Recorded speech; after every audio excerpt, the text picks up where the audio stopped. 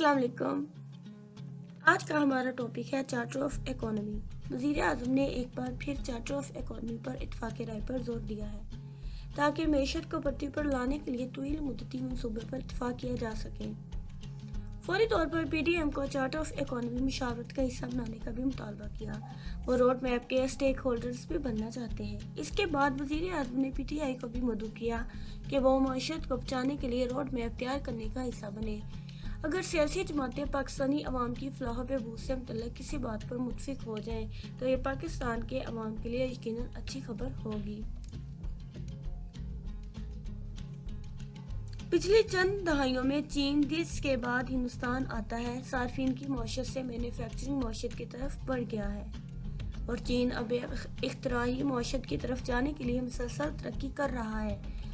इसके बरक्स वजूद के 75 साल के बाद भी पाकिस्तान महज रवायती अशिया जैसे कि टेक्सटाइल और सियालकोट की चंद मसनूआत पर इन्हिसार कर रहा है, जो कि कम कीमत और टेक्नोलॉजी के लिहाज से कम तरीन अशिया हैं।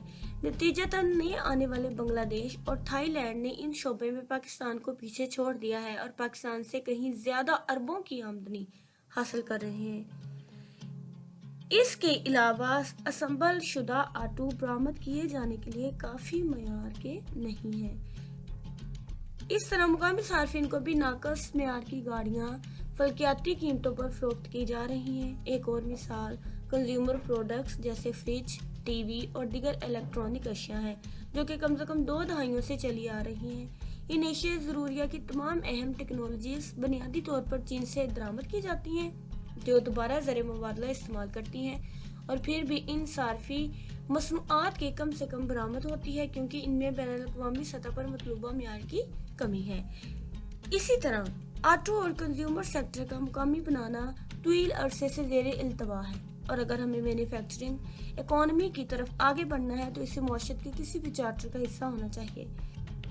मैन्युफैक्चरिंग सेक्टर की मुकामी कारी से न सिर्फ ज़र मुबादला की बचत होगी बल्कि पाकिस्तान में अहम टेक्नोलॉजी भी आगे आएगी और हज़ारों मज़ीद मुलाज़मतें पैदा करने में मदद मिलेगी। इस तरह ज़्यादा से ज़्यादा रेवेन्यू पैदा करने के हवाले से मईशत को सहारा मिलेगा। मज़ीद बरा मैन्युफैक्चरिंग सेक्टर को सिर्फ टैक्स में छूट और सब्सिडी दी जानी चाहिए ताकि बरामदात से हासिल होने वाली आमदनी पर मजमूई तौर पर मईशत के किसी भी चार्टर को मुल्क में मैन्युफैक्चरिंग की बुनियाद तैयार करने पर तवज्जो देनी चाहिए, जिसका पहला कदम मैन्युफैक्चरिंग सेक्टर की मुल्की कारी के तौर पर है।